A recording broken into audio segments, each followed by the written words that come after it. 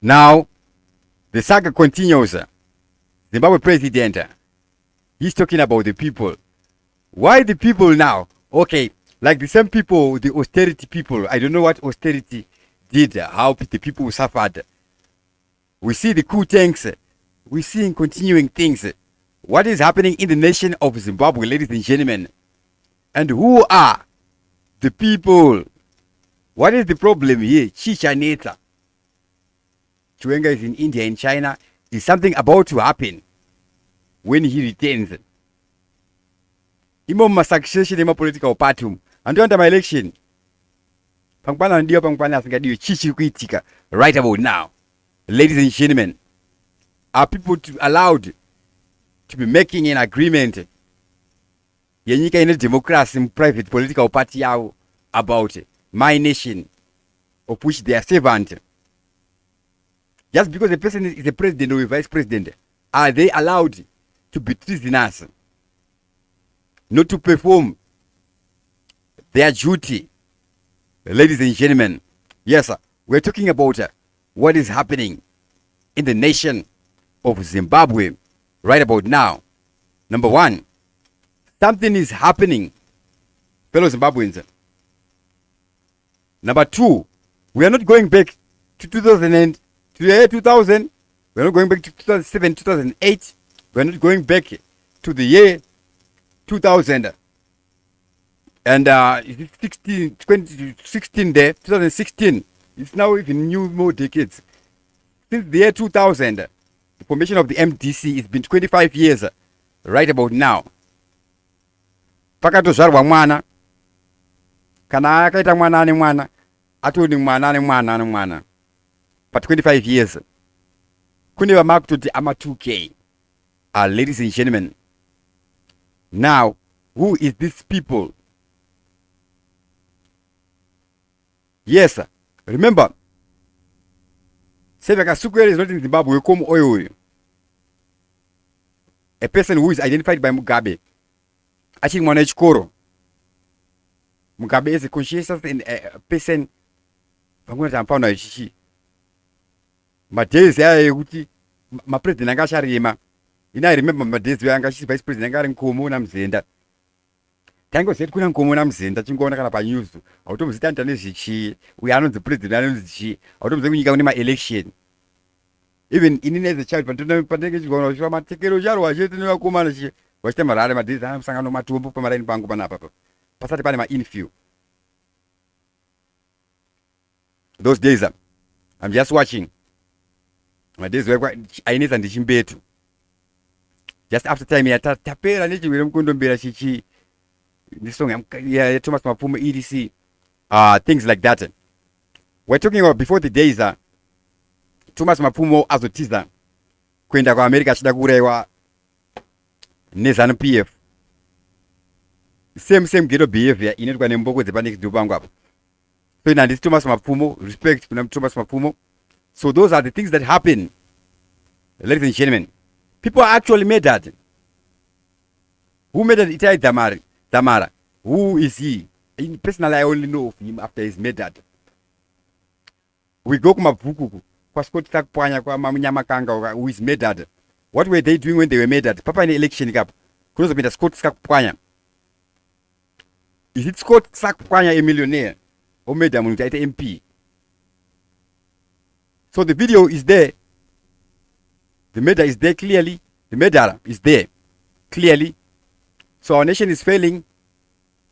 I can only wonder kuti the level of corruption ilipo ndiye kuti of all the people in Zimbabwe hapana one here anoita basa rake chairu, because I don't think we need a lot of people anoita basa rake chairu, because the people that are orchestrating Satanism in our country, or devilism, kuondonga juntivio, kwete devil, but devils and demons, or bad things, my poison thing, poisonous people, do my devils and demons. I don't think you can wonder. zvekuti panodiwa manpower yakawanda yevanhu vari patriotic or at least who do their jobs vasiri mbavha. Kana muri muHarare CBD, I think patozikanwa pakona iyi apa uyu anoita zvakati, uyu anoharasa mhuri dzakati pakati. I don't think vanopura 10, even though they are more than 10, but I think the ones that do the most damage vanopura 10. I don't even think so in the nation of Zimbabwe. Then we the issue of health care. What is our priority? Right now we are maintaining my hospital zvinhu zvakanaka. In our priority, it's the way forward it is a nation to do. ZANU-PF right now, the guys are sweating. They are in trouble. Whatever is happening, ladies and gentlemen, and it's a good thing. So, tinokumboona kuti ZANU-PF iri pa austerity for prosperity iri kana kuti akomana. So far tiri pa austerity.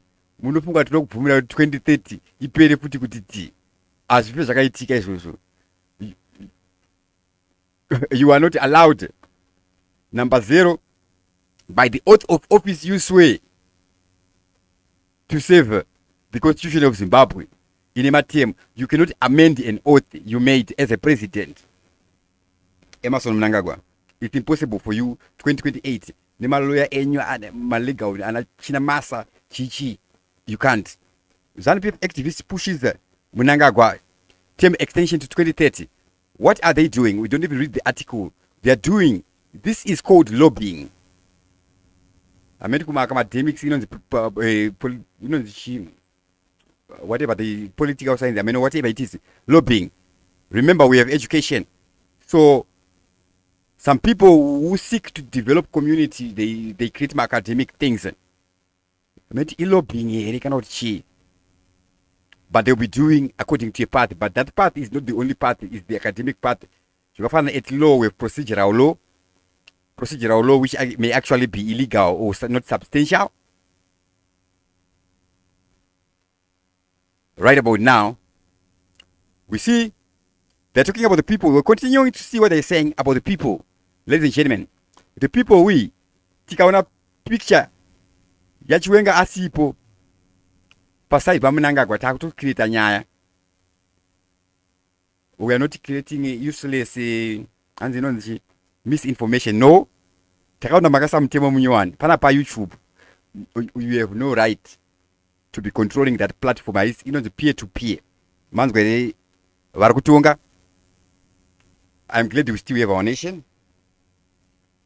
Atifana uraza kupusa kwedu tinotorwa nyika kana paina roda kubanika yedu. Smith akatotipa. Right. So unofunga kuti kutonga iwewe kumisa production here kana kumisa zvinomisa production chichi the policy. You think policy is there to be regulating a regulated entity,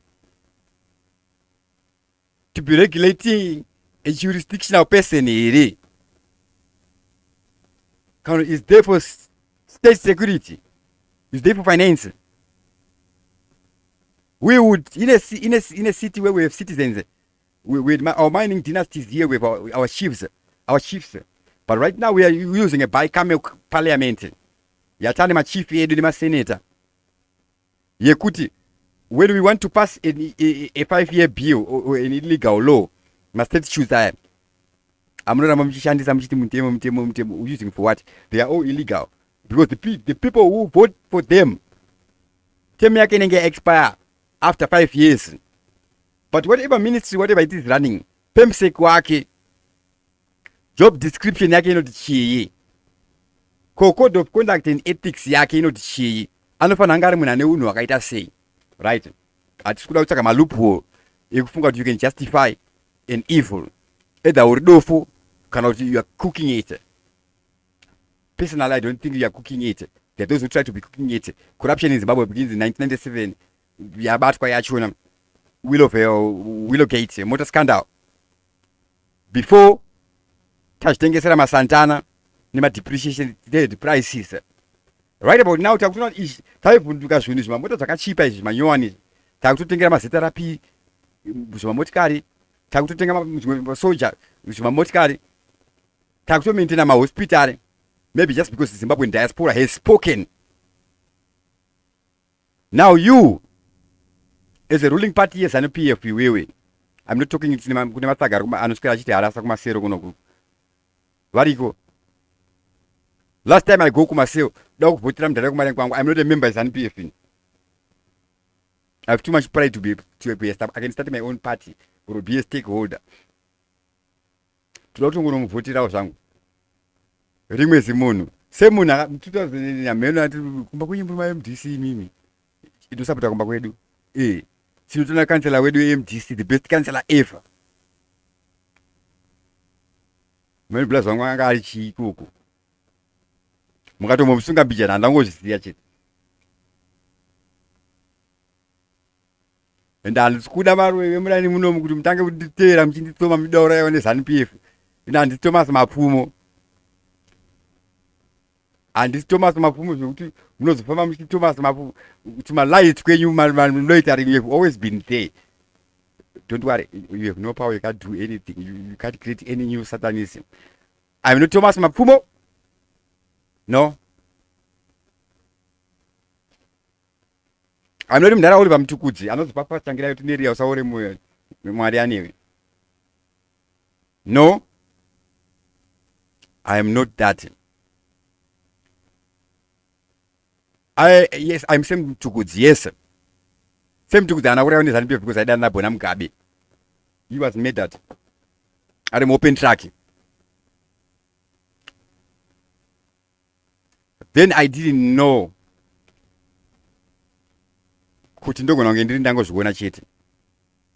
So if you're a criminal in Zimbabwe, don't make me watch you.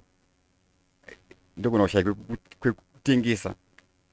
But what is the Mirkuneta Zimbabwe? What I can do is arrest the president. Kid. Utumbo miras mjese. Ningia humanitarian things. So don't even think it. Anybody who is a criminal, etc. Being a ruthless, a wicked person, to be able to robber. Robber asimuna nutura munichunuga. Ndio kwa mtangadura mdaron. Mdala wedu. Wekuti abila mtangadura anomshuda. Dozi nilia roba. Futi ya roba. Aise kuchikidzira. Ndiye kuskora munhu kuti atore zvinhu kana kuti atore zvinhu ba uraya munhu. Weda kubira anosiya kuuraya. Fellow Zimbabweans. Tinoparidzirwa tenda tipanyika panapa. Imo mubhaibheri machona tinotopfeka hembe. Takapuwa mahembe nemachichi. Security. We are a developing nation. We are a developing nation. We've inherited what we have from the British guys.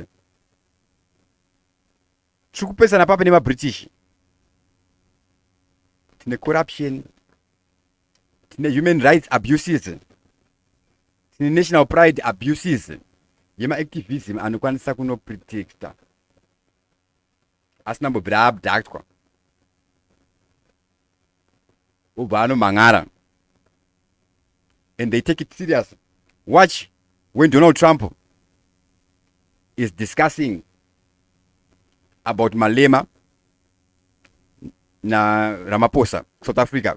Perception in American, how they view Malema. It's too serious, like they're concerned and they're concerned of their own. They stand with their own. We cannot identify party up. But I cannot do that. 15 barabango panapa. Because the one Mamakatuma Guraya in 2008. Anupanda Gugura undi. One was going to tap of Banga, a middle of Sakish, a middle Murguapa Mari. You MNANGAGWA man. Look down, Oscar 50 Jagada and Piston, Jagada has been the thing. Mr. House.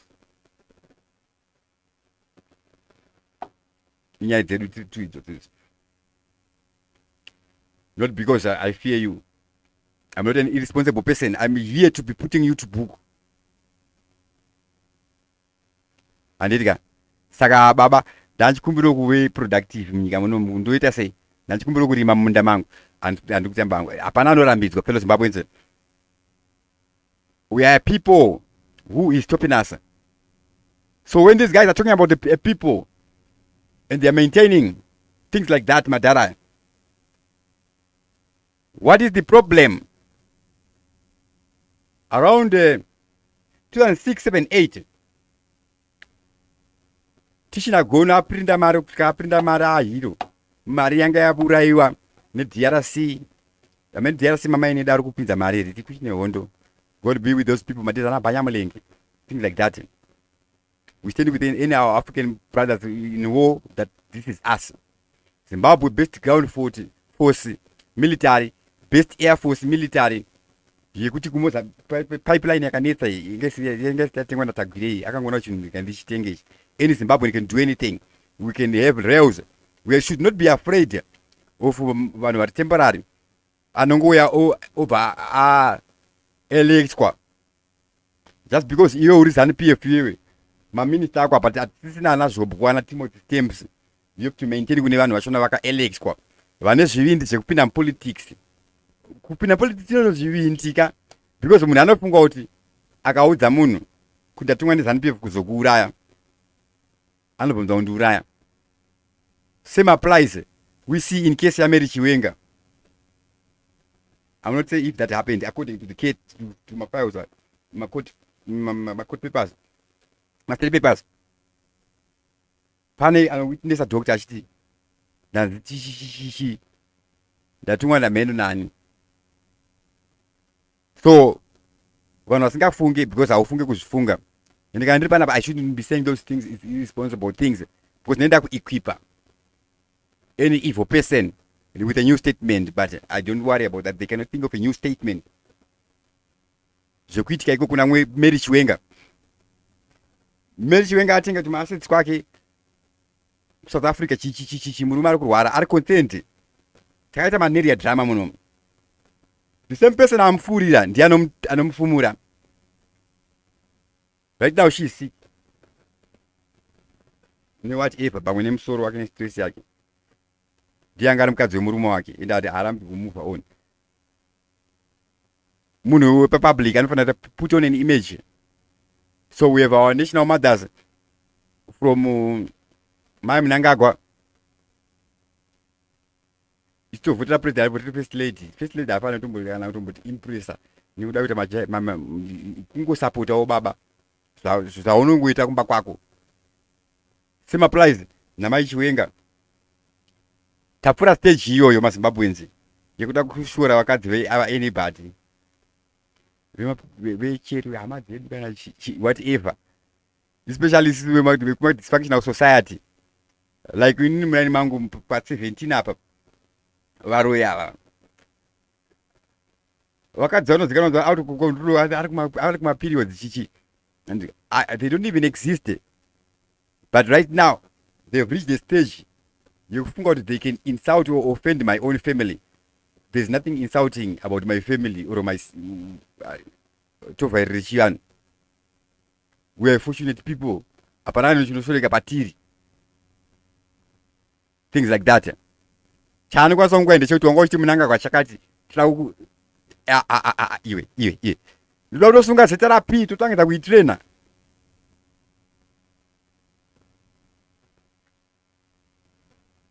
How are we going to be doing that? Because there is also trovura yangu private national police and I can see private as register political party that monopanana mari ndikuidawo mari. That's illegal. And that's why I jokes, but that's illegal. Mukutamisa mari. If we are in need of money, we don't need money. We have enough money in Zimbabwe. We have enough land. We have no stimulus. As Mtulingube is so desperate, Professor Mtulingube. Wema forex kukupa wa mari kuti watora forex wakupa bondi pa msoro. Does it make sense economically? I did calculate that it makes sense actually. Wapinza forex chichi mari mandizana old mutual implied rate chichi. Aya. And I'm thinking kuti don't bother him there kuti izvo zvakutinetseka nazvo izvi. Ma video game edai. uzatoska chitamba muri kutovhunduka ichecheche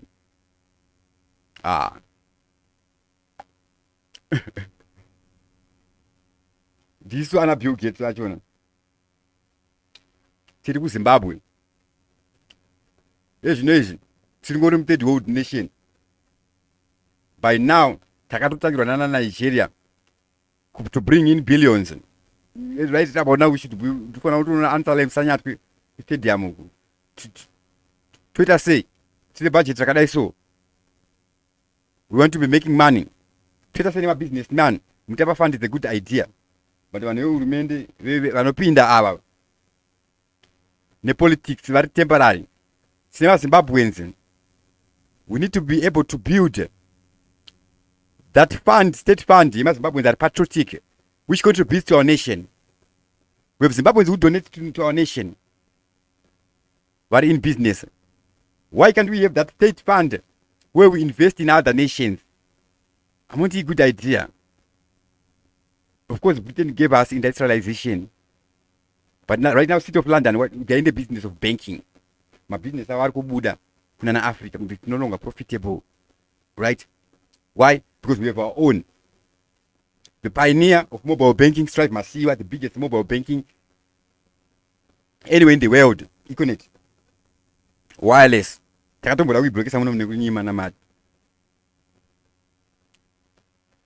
next one, ku UK name Zimbabwean. Zimbabwean anangona checking card anama credit card ake amenda kama angono prisa mazita aturana vanokusa mari, things like that. I'm not talking about agent ma bank in Zimbabwe. Anybody can do that, right? Zvakasungira mwana wanenge kinizvo wa mchangwe atotanga kutengesa Starlink tamsungirei, right? Ndiana ane dzungu rekuita izvozvo. Nyika inopinda pa austerity. We are not in a state of emergency, but we are in a state of emergency. ZANU-PF, you are in a state of panic. Right about now, don't be concerned about staying in power. Whatever you are committed to, did you commit to stay in power? If so, you are corrupt, you are power hungry, get out. You can't say that if that's the case. The only thing you can say is we fought for a liberation. Equal opportunity. Because the moment you desist from that, you are a deserter. Wakafani pana 1984 ma into Bana uprising. You downfalling manche. You are no longer a hero. It's any no need for this now. For this no doubt. Sheku a hero in this akwewewe. Ne legacy. Ye truth. Even if we write a false history. Even if we write a false history, it ceases to be. How can we? All right, fellow Zimbabweans, we are back. So I'm talking video ndi MNANGAGWA government.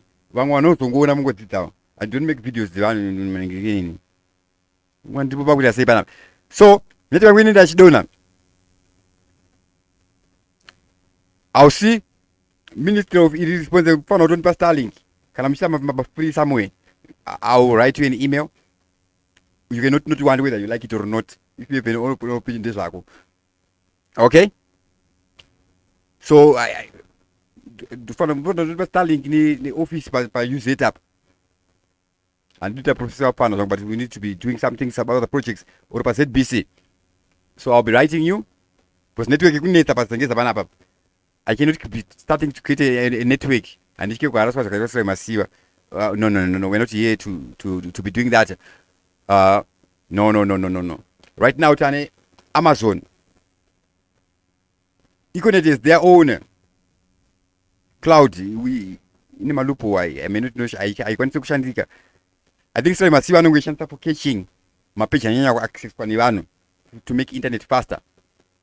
Even if we have Starlink, so I must do my phone. I didn't go Shanda speed bow. Akabando kana katenga ndike $45 kana faneta slow plus phone yachine yakadhakwa iredi me. So panapa anditike kubirwa zvangu ma criminal so maziya. I think 28 April 2022 my laptops are stolen at 5:30 p.m. ndikatopedza investigation dzachona. Amosi Murewa mumwe anogara MNANGAGWA nemahore panext door pangu apa aimbobira mupesi wangu anonzi Alec makombiyuta apa achaita CD baining atite piracy isu nditakatanga zvese chekubhena ma-CD zvachona kuchina na anonzi aniko aishandisa zita rinenge pirates of something uyu but there's a nitrate studios but there's an achidzoka are those things. So Zimbabwe, like in terms of art in Africa, which artist do we have who is better than Rocky?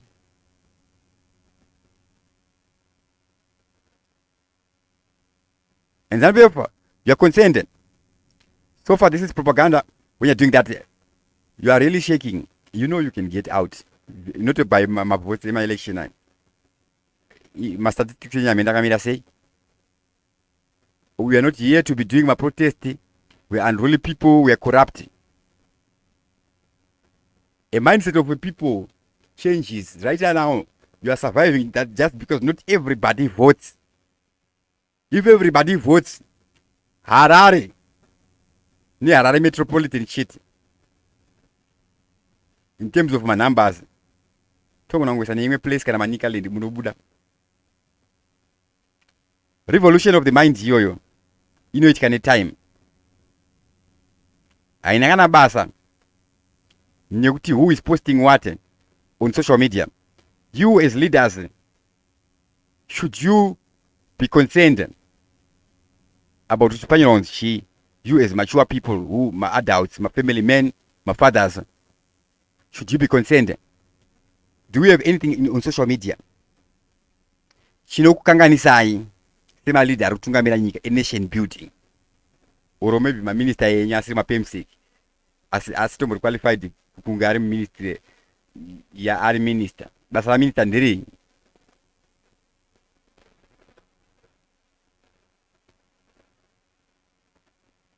organizing the members to work diligently. Apa you are talking to Zanu if you are politicking to work diligently. When anybody is employed, but there's a word but as in kushanda efficacy, work something, doing your duty pabasa. Zimbabweans, anywhere where we are the hardest working. We are known anywhere in Africa, even in England, even in America. What is stopping us? Part of what is stopping us, there is no challenge. Anybody who does something, Tagirei is trading fuel, my 60,000 tanks ropera per day. Anybody could do that. There's anoxim and then she's too young and but I appreciate Kasukwere way indigenization yakauraiwa. Nempambaka creator mari mchitata digital money. Maunza ma 2 bond clean up makaba mari. He Africa makes inodona say mari. Mapeza ipapo. From bond to other TGS madabla mari matata system chaichayo. Mavarisa sim switch. Zvimasini zvekuti I've never been invested into those databases or that understanding system, but whatever it is, I scorable obviously. It's an independent system. It's system yekuti anybody anogona kugara pasi ona kuti mari yedu yadhablika sei ezvino kuti the currency, that is the physical currency, and the currency pamunozobhana ma accounts eforex apa muchialawa mabhengi kuti abire vanhu mari vachivaona mazigi nemareti zvakaitika kana munhu abirwa mari asina kuziva ndizvozvo. Because of that, we shouldn't be closing people down. I can't find a story where I see somebody is arrested because they have no mining license. I did a video 2-3 days ago. Yandeda kuti ane mining licenses. Ndichona ndakairecorda ndakaiedita 5 minutes. So ndakazoimira was pandeni chita productivity vana venyu machild soldier anogara pasentini pari bangu apa akabva achindiharasa ndikandimire ngaachipedzisa vhidhiyo yachona iye haana license. If we could allow austerity, why would you arrest somebody who is mining without a license? They are mining without a license. Remari apinza forex mari in Zimbabwe, which is more profitable. You as the president, who does the catching and releasing, yana please kampumia etc. Rungu kandalaini, you do that. Oh, you think you are good? No, you are not. I'm not threatening you. Justice is justice. You don't need. You cannot have to hide from it. Whoever you are panicking. Something I don't know what's happening. It's not even CHIWENGA or etc. If the people want CHIWENGA to be the next president, let them be. You cannot be president 2030. Maybe Msoja, but disciplined people can do something. Wherever Obadiah as Minister of Health, pachitanga COVID apa, anobuditswa basa. Anana mosha yakaita, anana mari yakaba. But these are not drugs. What caused that confusion? Well, how do things like that happen? I don't even know. They should have answered kwauri. Iwewe Mnangagwa. And when I refer to you, not because I don't want to sound disrespectful, because doctor you know disrespect doctor could you doctor. Kukutu Mnangagwa ndo kuti ndumoti Emerson ere. Dole bwe chidofu chiri munyika meso. Ndiyo Mnangagwa. Ndawangu ndi Mugabe. Ini ndini patika. Mtangwa ndi mtangwa. Chamisa ndi chamisa. Asi msoro gomo nkosi. Vakomana vasikana yedu vanosita pa TV yedu. Yatinotoresa nyika kutu tanga tora TV. Saka tumutemo tukwenye social media chi amukwanise kuchinyararidza zvese. Sit down. And did again? Of course, you cannot be illegal trying to protect what? Pakadhakwa pakadzirwa. Chababla siyava kuona muZimbabwe first chinhu chedu chapera. Habo. Chakanaka ichi. Ini zvatotsa kutasa quality. Kunyika shoma dzandakwanisa kuenda 1 South Africa vana vakapura isusu. Ndangoendawo yende. Pamwe ndine passport. The other day ndikujambisa munhu border zangu ndinotonyora. Right. Or last week ndakado bridge yangu magetsi. Ndikutedza kutenga magetsi. Vanhu vari teki. Mwana zati tebale ngezisa unoswa 10 days mchiri. Andina magetsi ndima bridge. Ndafonera zisa uya mukati magetsi anga kunitsa panapa ndakajuza andikwanisa kumbotasa kuti aufa. Teki munhu anotadza munhu magetsi chichi nechaitika. Panike isusu ma-artist zvekundorova madrugs kana andirove hazvinei nemunhu. Vanhu vakuru imimi makaenda kuhondi mimi nyika yese iri kuya chibuda maadvheti madrugs munombozazesa ndoara izvemadrugs ichi kupusa kwakaita nyika yenyu iyi iyo tipa manyaya emadrugs. Ndikaenda pharmacy ndiri hospital embata consultancy fee kontarwa nani drama amitriptali hamuna any tricyclic antidepressants. Ndangovhunza munhu anditi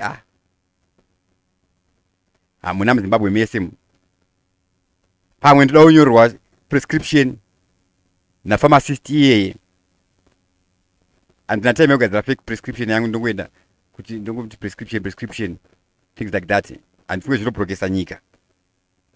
Right. I'm not a criminal. I am not a criminal. I don't even know how your system works. If I was a criminal, I would loot you everything out of the RBZ if that's possible. And I'm not bad. And they will not know it actually. With the social engineering, how far? according to where we are right now, you as a political party, kana makuita meeting yenyu munotosangana physically. Now imagine kuti this our nation which we have never enjoyed. The liberation struggle ended by ceasefire 1973. Before Mugabano negotiate a release ya Josiah Tongogara. After Josiah Tongogara is arrested after somebody made that he have a chitepo. Then we see 79 is made that Josiah Tongogara. Aminoti ma Romanians and Nguta Ameno Masia declassified documents article. Right. I don't finish that one. That was here, but and this good that don't go to Zambia. Diane, you go here and don't go conclude that shit. Don't go to that. I see no fungi. Capital independent. Our general Wallace, poor Wallace, Angari Kurudisha. Chichi Uneteka, Masoja Datomboruisana, Kudesana tribal. Pachedu, Tiri Izozo. How do we deal with that? Tuita basa kuti munyika ine democracy to calculate kuti munyika munomu mune makaranga mangani muni ngikini mune machichi imimi kana mselect cabinet muno select political party kwenyu kune vanhu vawina my elections. Our elite members of citizen yes ndizo ana freedom here kuti kana aine gift akwanise kupila politics. Yeah, like we MDC amayangu akato the council, the best councillor of our generation. Takili wa mabiwe magate imachi abena mari aita say ayo aki ana kushanza mari shoma arikuita say arikumisa vanhu kuti basa haraswe na anonzani po amena nzipo anga chibetamba zvawo zvainyora zviri illegal zvavaitenderedza ma debt collectors. You kusanpf one of your big lawyers. Yeah, when you look to without the matter was also my letter of demand chichi. Like look to the municipality yesterday. And the guys with Zangu Akunano says the majority madofu. House in Chagado. The entire office at one point, I don't know what they're doing now. The only people I see working one to go to like them a pin. Right. 97. We are given my Japanese in my pin. 97 I demand shit and got someone the wrong. Diangari councillor. Our councillor, I can make Mataramangan more than 5 roads. My Tunai whatever he was doing. We are building. You're talking about the people. Are you out of ideas? Back to 2007, when our borders between Zimbabwe and South Africa are opened, the food queues ended. Akapera. When we felt entitled to be giving each other land, Hatiawaka na mabuku tafara, my new suburbs. As President Mnangagwa tutokona mina cheko mafume arikupanyira vanhu mapepa arikupanyira vanhu dzimba just because mumwe munhu anosenza kukoti kunoita basa rekuita procedure every day obva atopwanyira munhu imba pasina kumboita sit down. Munhu amwe nave vane chidindo chekukoti ofunga kuti clerk of court adhinda angwane clerk kuprimary akundaisa musherifu mukesi ane simba rekuita zvaanoda rekuita mutemo wake. Magistrate kana judge kana aine chidindo chaita chisummary judgment kana by default ane mvumo yekuti Chiwenga na Mary vari kusevha namapepa madefault zvanzi chichi vanhu ava maZimbabweans hapana nemari dzemaschool fees. Ende mazvikoro zvachona magroup Z schools. Vasiyana nevane maminister inguva ina G40 ava. Avari kwamazona ndinyatsovazivisa. Madizana na savanhu anana anodani kweyo kumboningiri noya. Anodani webvudzi rewaiti mudaro.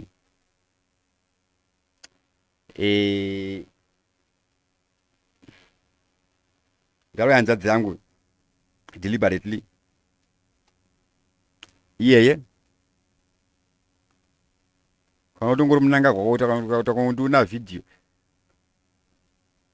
untongoza kuti utaura ani ufunga ndi kutaura nani andisi pana campaign andisi kuvhoterwa panapa ndingade kuvhoterwa ini politics hazina mari politics totozakuresigna idzi ndingade contribute muSDA yenyika yangu. But right now pamwe ndisi vanhu vachona chete. Imagine in 2000 my students union, our brilliant students, the workers union could have been taken over a nation. I mean, a socialist nation and things like that. MNANGAGWA wati vamugabe pane imwe yandaona ishi. Imagine kuti uri one MNANGAGWA wewe pasine mando. Watuona you are a trained lawyer, whatever they train there. Mwatinda kumusha vamwe watita say now you get out of power. Kwele 2028 mamanje. You have no option. What I'm doing, practical. I'm not threatening you. You are already in panic. That's a good thing.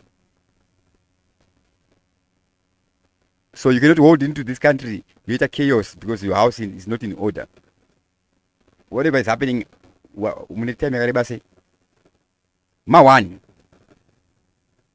Core. Faith, fiat currency yevanhu. Belief yevanhu inoshandinowedzera mari value yemari yei. Iri kuti chii kuna Mwari wavo.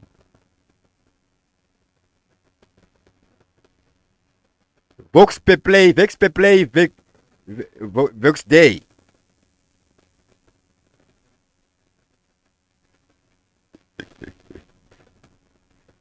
Is it the voice of the people? Is the voice of God? What does it mean? Do you that or MNANGAGWA? Anybody see papo?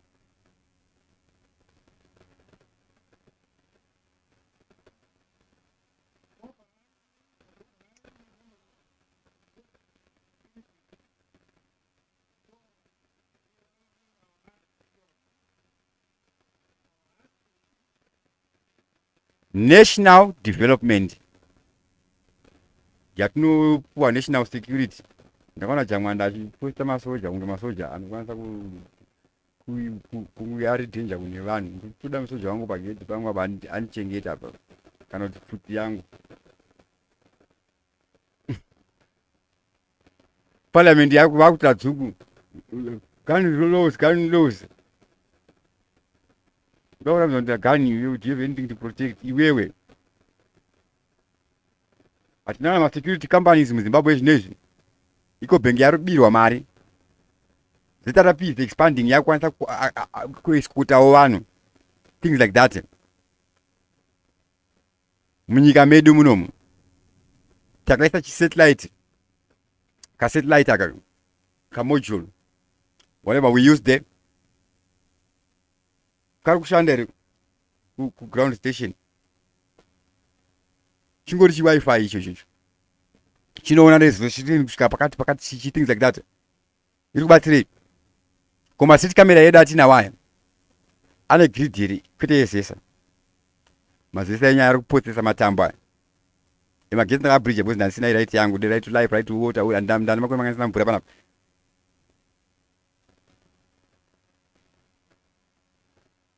Pela ndabirwa uyu meno handi mangwana mina sini yakada kufane kanzuri vachiti arasa panapa. Ndoendesa kanzuri yenyu court 2020 chika men 2013 2013 ndakasungwa kanyizi babajuka. Inini manje? Babajuka inini kuita babajuka ndiana nzando kwasata babajuka apana chana namboita ini andombozive andingati andombozive mwari akanaka. We are here to be inspiring people who are already there to be doing things, growing industries. Madhara imimi makadi yenyu amuna basa ramaita taku respect all protocol. MNANGAGWA Dr. MNANGAGWA etc. And all the nonsense we waste our time on. Chuni cha tikukumbira ichi tikuchitora.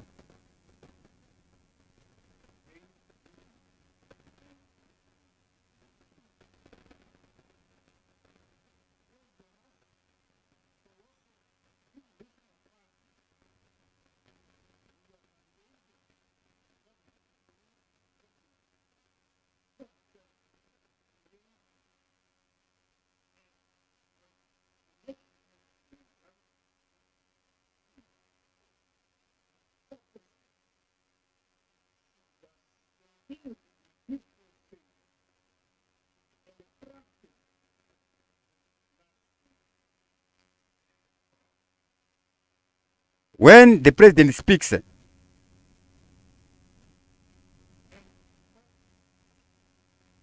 power president,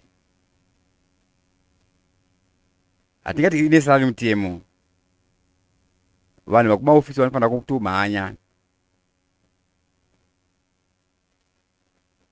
right? Vanofanira kutumhanya doing things etc. You are saying this speech, you are a legal person if you wrote it yourself or somebody. I think you wrote it yourself personally. What are you saying? It's reality, you cannot lie.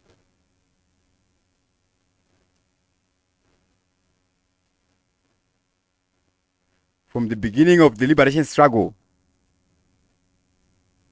you being a trained person, you have to be working with Mugabe, a nationalist. Because Mugabe, I'm not trainer, Mugabe went wrong.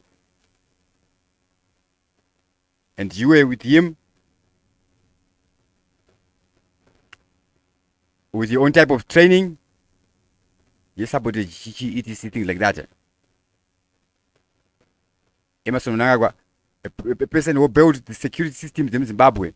Mzaka Wanda, the military, the Chichi, and many other guys who were working. Sanam Tumbuka, first Minister of Education, Tawaka Mama, Beverly, Chess College, Kuno Karama India, Gawando. Belvedere, things like that. That was not it one time.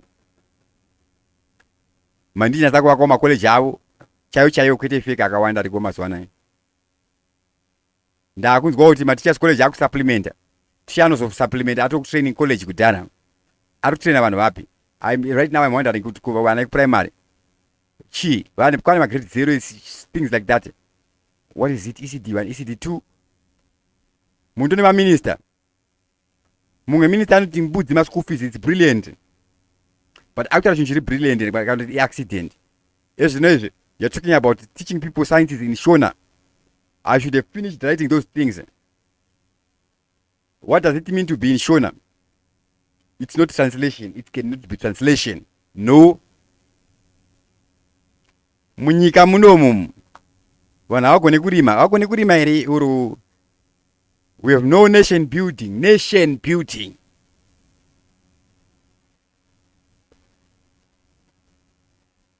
Patriotism doesn't mean supporting ZANU-PF.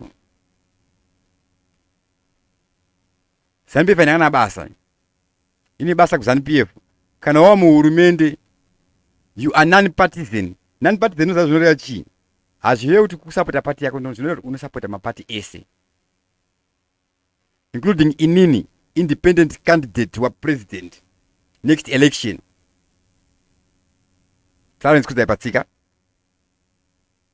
Indotogara kugeto. Mwe mwana mfunga tanangwasaka uzonde harasa kuti ito reality ka. Ulo watu da president akada kwa harasa. Do legacy yamakabuilda imimi. Izve so. state security, whatever. Ndanzwa nekuharaswa apa.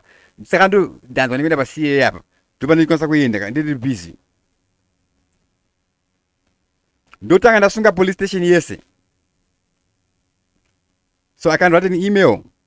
I'll write a short email and take this minute per video, 54 minutes.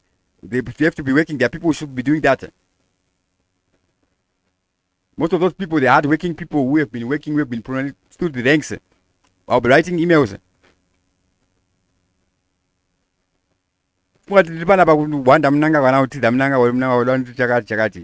Are you a bully? President a bully? President Mbava. Ngurutaga.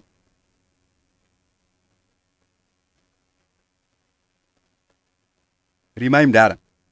Asiwonema minister yenyanyisa ari kuungana kumunda kwenyu. Saka zikuya ndimega mukuri. Amusire mega. Tisana kuda mushatsiwa. Green in a box. Award winning.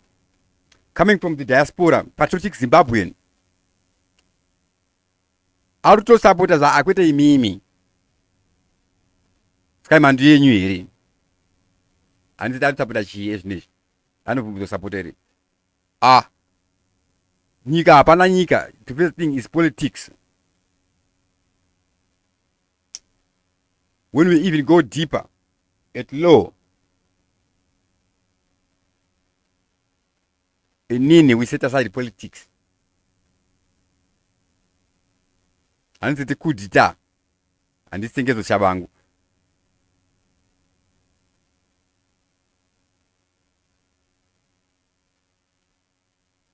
Tingene takatopinda mukomoni wetu kudhara takashanda sevanhu vamwe chete. Takabatsirwa tiri koloni tiri mudenderi revanhu vakatipa education. China yama dzedu.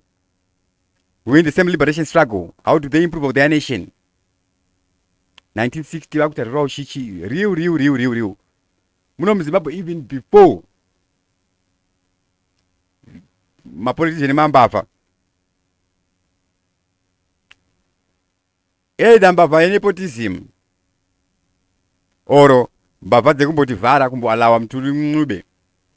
Tichiti technocrat. It's not a technocrat, it's a failocrat. So, at law, he should not qualify because afuera.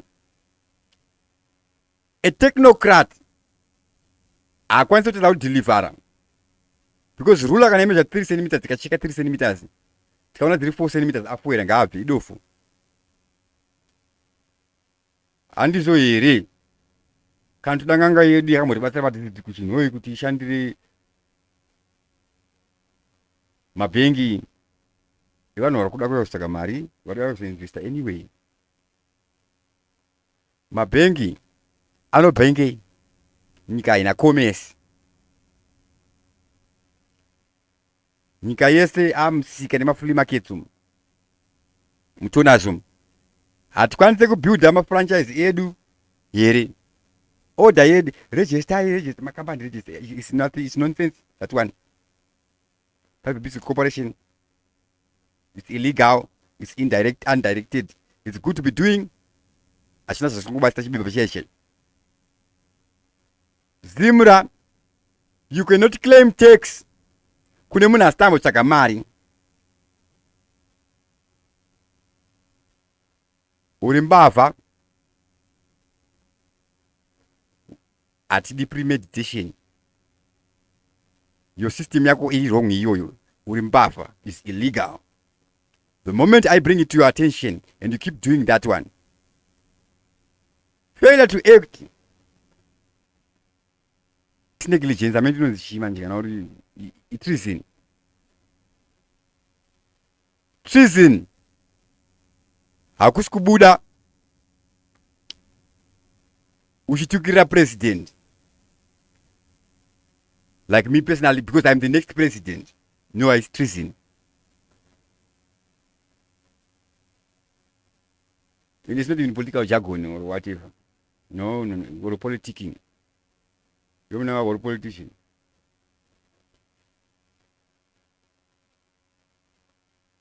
Vangwana vari muZanu PF. Tine mapolitiki, tine machi.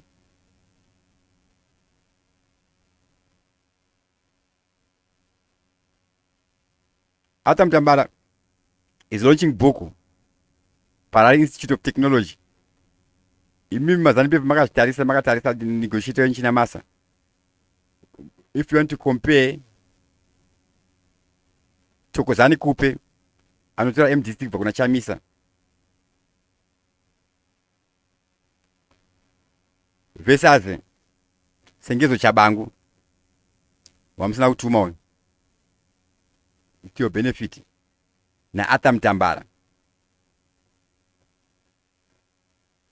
andikuti abda kubisa anakwanisa kubisa iri anotata kubisa iri imini ai ataguseni mtambara so help me God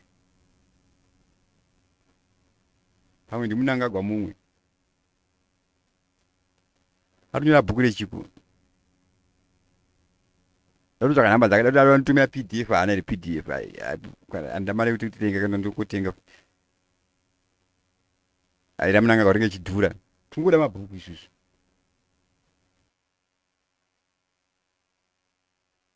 wai network yangu ikungodona dona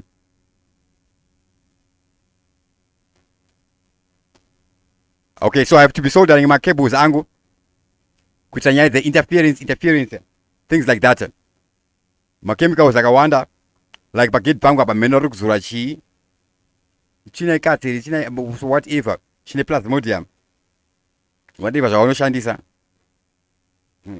Mnangagwa wamborwa nechizha